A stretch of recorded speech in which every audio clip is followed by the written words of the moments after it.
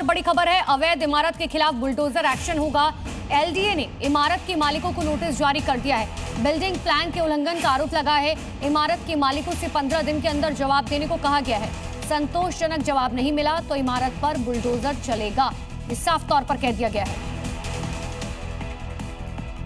लखनऊ के अलीगंज में हुए अग्निकांड मामले को लेकर अब लखनऊ विकास प्राधिकरण ने बकायदा बिल्डिंग पर नोटिस चस्पा कर दिया है।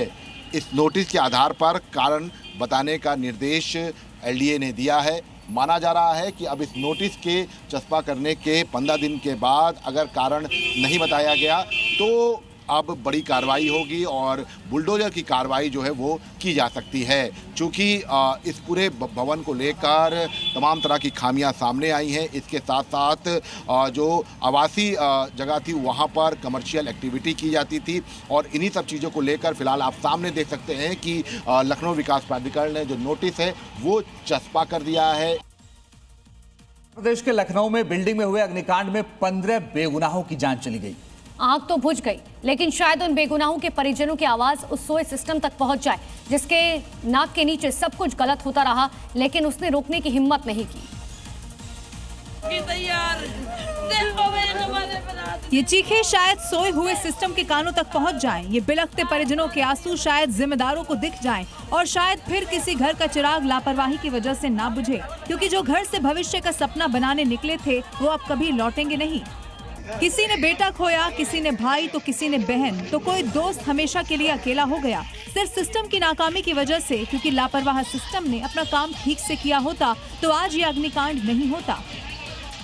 और मध्य प्रदेश के ग्वालियर से बड़ी खबर है, कई कोचिंग सेंटर का निरीक्षण किया गया, कई संस्थानों को एक साथ सील किया गया। कई संस्थानों को नोटिस भी जारी किया गया है और सही जवाब नहीं मिलने पर इन संस्थानों के खिलाफ कार्रवाई भी होगी।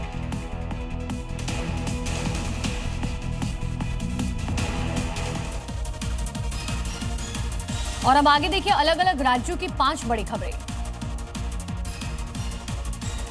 मानसून में पर्यटकों को आकर्षित करने के लिए जयपुर पर्यटन विभाग ने तैयारी शुरू कर दी है। डिप्टी सीएम दिया कुमारी के प्रयासों के बाद 25 साल बाद फिर से आमेर मावठा झील में बोटिंग शुरू हो गई, जिससे पर्यटक उद्योग को नई उड़ान मिलेगी।